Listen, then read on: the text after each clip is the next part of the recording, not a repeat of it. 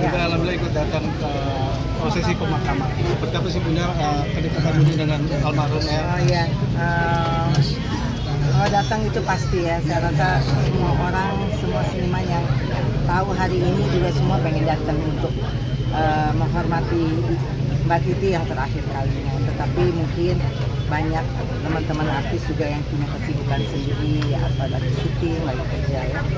Jadi sekali lagi saya mau bilang bahwa memang kita Indonesia sangat kehilangan seorang tokoh seniman yang luar biasa, seniman yang serba bisa, dari muda berjuang,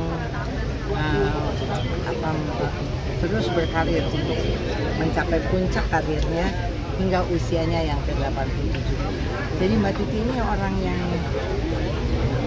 menurut saya nggak banyak pasti yang seperti dia, yang seperti beliau. Kalau hubungan saya, ya saya sangat sayang sama Mbak Titi sebagai rekan sesama ya, tetapi ini lebih udah kayak kekeluargaan kalau Mbak Titi. Jadi bisa kita bawa cerita, bisa bawa bercanda, bisa bawa bertanya, bisa belajar sama dia. Kadang-kadang kita pun nggak sepaham, tapi dia mau menerima dengan baik gitu ya. Luar biasa Mbak Titi. Jadi sekali lagi innalillahi wa inna ilaihi raji'un. Mudah-mudahan Allah memaafkan segala kehilafan dan kesalahannya, dan Allah menempatkan Mbak Titi di tempat yang indah di surganya Allah. Amin, amin. Dan semua karya-karyanya pasti masih akan kita nikmati dan kita kenang. Dan makanya Mbak Titi itu panutan, the best buat saya. Juga bisa dibilang yang ini menjadi salah satu pahlawan musik juga, pasti apalagi juga dimakami di pahlawan juga lah. Sangat bilang pahlawan musik Indonesia, pahlawan keluarganya, pahlawan seniman, karena dia nggak berjuang untuk dirinya sendiri ya.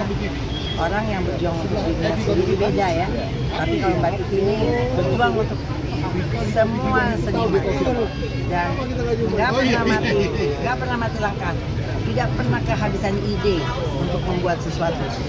Dia bisa main sama anak-anak kecil, dia bisa main sama semua dari kecil sampai yang paling tua. Jadi memang Mbak Titi ini orang pilihan. Amin, amin ya rabbal alamin. Aku pasti bakal kangen sama Mbak Titi ya, pasti kehilangan banget gitu. Tapi sebagai orang beriman, sebagai orang muslim, kita tahu bahwa ada kelahiran dan ada kematian. Jadi kita harus ikhlas, tulus menerima keputusan Allah yang pasti bagi setiap hambanya. Tapi Tante, gimana sih melihat banyak juga warga-warga yang mengantarkan ke sini tadi juga saat sholat jenazah juga, Masya Allah rame. Itu satu tanda bahwa Mbak Titi itu sangat membumi. Mbak Titi itu memang miliknya Indonesia, dan Mbak Titi itu pantas sekali diperlakukan seperti ini. Dan itu pasti, walaupun yang di rumah, yang lihat mungkin dari TV, yang lihat itu, pasti saya berharap untuk mendoakan Mbak Titi agar Mbak Titi tenang di akhir hayatnya. Tapi Bunda sendiri terakhir Ulang tahunnya dia yang ke-87. Saya datang, kita nyanyi, ngobrol, bercanda, ketawa-ketawa. Nggak ada tanda-tanda bahwa dia sakit, nggak ada. Cuman memang dia udah sakit, tapi nggak, mukanya tetap segar. Dia masih dandan cantik, masih pakai bulu mata sendiri katanya. Aku masih pakai bulu mata sendiri loh, aku masih pakai baju bagus gitu.